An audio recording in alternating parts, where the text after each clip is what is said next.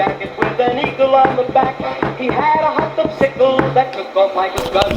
That fool was the terror of Highway 101.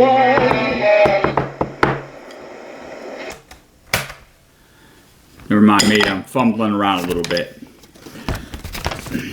Anyway, clip the lapel pin, the lapel mic to my lapel.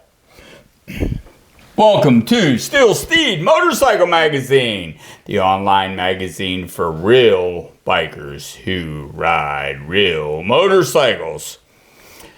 We're going to start this episode out with a really filthy limerick by yours truly because, well, we don't want to act too sophisticated and make people uncomfortable. This is called What a Biker Likes by Dave Hall. What's a biker like? Better than bikes. The same could be said for a number of dykes. The common denominator of these two groups is not grandma's pies nor mom's homemade soups. It's a wonder called pussy, nookie and gash. To fuck one is often called getting some ass. But I feel that expression was coined by real fools, since pussy and anus are much different holes. No matter what you call it, one thing is for sure, a real biker loves bikes, but he loves pussy more. Alright, enough of the filth and degeneracy. After we did that episode with the two lesbian barmaids fondling each other, we have people writing in all the time calling for more filth. Oh, if you want to know what episode that is, 6, 7, or 8, you're going to have to go back and find it on your own. It's somewhere around the same episode. Well, it's either before or after the episode we did with the hooker and the donkey. Or was that the one with the hooker and the midgets? Anyway, just go back on our other episodes and you'll find it. Watch through a few times if need be. Now we get to some serious stuff. Serious stuff. Well, it's not that serious, but it is going to be helpful to you. Maybe. But, okay. Y'all know what one of these are. Antique fire extinguisher. Antique, but still, useful for its regular purpose. Not for decoration. I know a lot of guys buy them just for decoration. But you can still easily charge them. And you can put them to good use. The thing is, when you buy one, if you buy one at a flea market, if you plan to use it, make sure this little gadget's still in it. All it is a plastic bottle and this kind of cage. You'll see one side of this cage here isn't connected. Don't go brazing that on. I seen it the first time and I'm like, oh, I better braze that. It's not supposed to be brazed on because you got to be able to lift this bottle out of here. Sometimes the bottle's glass. This one happens to be plastic. And there's this lead, they call it a stopper, but this lead thing in here. You fill this thing up with sulfuric acid. Then you put, not up, but there's a line on it that you fill to. And you put the lead stopper on there. That's what this bottle's for. Okay? Now, one thing. The gaskets they put in this, you're probably going to get one that has a gasket that's 50 years old or maybe even older. Don't worry about it. Gaskets are easy to get. Just take that old stiffer and hell gasket that's not going to seal anything and get your rubber one at your local hardware store. Now, how you recharge them. It's a pretty simple process, especially since it's written right on the extinguisher itself. And I'm going to leave the top off for right now. I'm fumbling around. Got to get my reading glasses just for effect. As I've said many times, I don't really need them, just for effect. Directions for charging. Place 1.5 pounds of bicarbonate of soda in extinguisher. Bicarbonate of soda is baking soda. Okay. Fill with water to mark inside. There's a mark inside your tank, and you stir with a wooden like stick, old broom handle, whatever. Stir your baking soda and your water up really good in there. That bottle I showed you, it'll hold 4 ounces of sulfuric acid. This here is a little easier to get and works almost as good. Muriatic acid, this is for sketching concrete. Now, for this big box of baking powder, which is 4 pounds, and what did it say? I can't remember what I just said, so I look on here again. You only have to put 1.5 pounds of baking soda in that to charge it. So you're going to get several uses out of a container this size, and it's less than $4 for a container this size. Get the generic stuff. The Arm & Hammer is no better. I don't care what Arm & Hammer tells you, it's no better. It's the same damn thing, and the great value is a couple bucks cheaper. The muriatic acid is about $9 for this. What is this? Is this a gallon? It looks to be a gallon to me. But anyway, for this jug, it's $9. So all in all, you're gonna have about $13 invested, and you can recharge several of these or recharge the one many times. The gasket, it costs like nothing, so don't even worry about the price of it. Some of us might just stick it in our pocket as we go through the hardware store. Well, I wouldn't do that, but some of us might. It works great. It'll squirt. Hell, at least probably a good, we're talking 15 feet or so from a fire. Now you're not going to try to put out a huge ass flaming house fire with this thing, but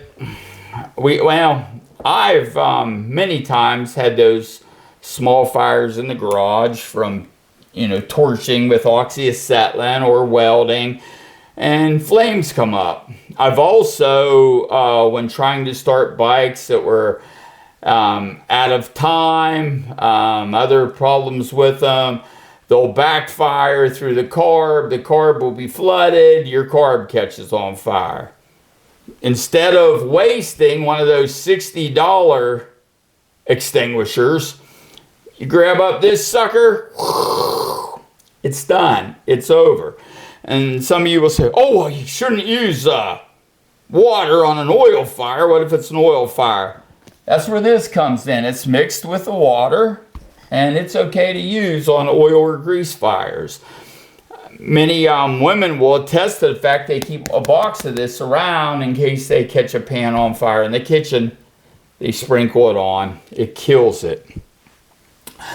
Now, there's an even cheaper way to handle this situation, and I've done it with one of mine. You'll see on the top here, this is a valve, much like you'd have on your tires. Same thing. It has the same kind of end on it, and it can be filled up with your air hose. Okay? I'm not sure where I got this sweet little baby. You can drill a hole like here and reach down in, pull it up through, and use the regular tire valve stems. But I had a few of these sweet little things laying around. They're really nice. They screw down on there, and you put a gasket on inside, a rubber gasket, so it doesn't leak. And that's all you have to do is put your same water and baking soda mixture. If you're not planning on having any oil fires. You don't even have to put the oil or grease fires. You don't even have to put the baking soda in. Just put water in her.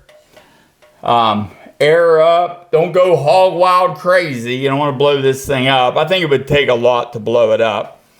I bought this valve, cut the hose, put this valve in from a hardware store, and you just open up that valve and let it fly on your fire. Now on the other setup, without the valve and you have the muriatic acid in there, when you turn it over, that lead stopper will fall out. That muriatic acid will mix with the baking powder and water. You'll get a reaction. It's either carbon monoxide or carbon dioxide. Do we really care? No. What we do care about is it'll build up air pressure and start squirting out of here. Works very, very well. It's very, very cheap. Saves you a few bucks, especially if you're catching things on fire a lot.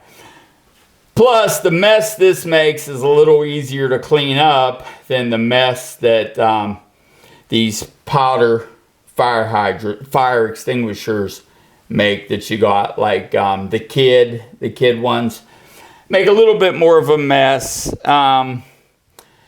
The acid that's in them, it's going to be diluted so much with the water that it shouldn't cause any harm. But you might want to take a little water, spray it down afterwards. Make sure, if you're spraying it on your bike or something, make sure you don't get no rust out of the deal. What else was I going to say about this situation? There was something on my mind about it. But it'll, like I said, they'll save you a few dollars. They work pretty good. As far as the other fire extinguishers, like the kid models, those red, I think they're kind of fiberglass, the bodies of them. Some of them I think are metal, but sometimes they'll lose a charge just from sitting.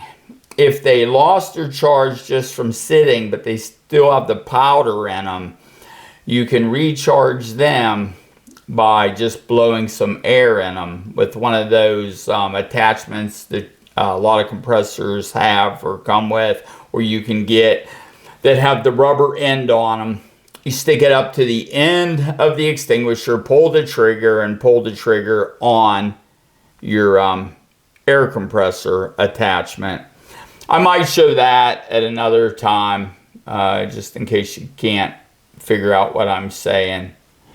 But anyway, that's it. I hope you found this useful. I hope it'll save you money, because the more money you save on things like fire extinguishers, that's the more money you have for gas to ride your bike down the road, the more money you have for parts to put on your bike. You know the deal.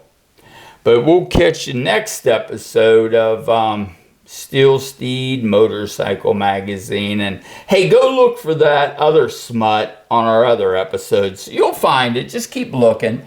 You might have to look through each episode 3 or 4 times. Have some of your buddies, look for you. In all seriousness, hey, subscribe to this channel and hit the like button. Greatly appreciate it, because I'm getting a whole lot of views on these videos. The thing is, I'm getting way more videos, way more views on like Facebook than I am on the actual YouTube channel. At least that's what YouTube's numbers are saying. I think they're using a little fuzzy math, because sometimes it'll say, on the 3rd day, it'll say 0 views, and I know that's not the truth, because I've looked at it, other people that are close to me looked at it, and but anyway, like it and subscribe. Then the numbers will go up on the YouTube thing. And I hope to someday be making money off this channel. I don't have to make a fortune, but I want to make a little bit, I got these expensive clothes to buy and stuff for these videos. Yeah, sorry about wearing the coveralls for the videos today, but I got some real work to do right after this. I know you're used to seeing me in those $900 imported suits, but every once in a while I got to go a little casual, all right? Besides this is hiding the, I may as well tell you now, dimples got me knocked up, and this is to hide the pregnancy for a while. No, that's just bullshitting you. Contrary to what Democrats say, men cannot get pregnant. But anyway, you all take care, and we'll see you on the next episode of Steeds Motorcycle Magazine.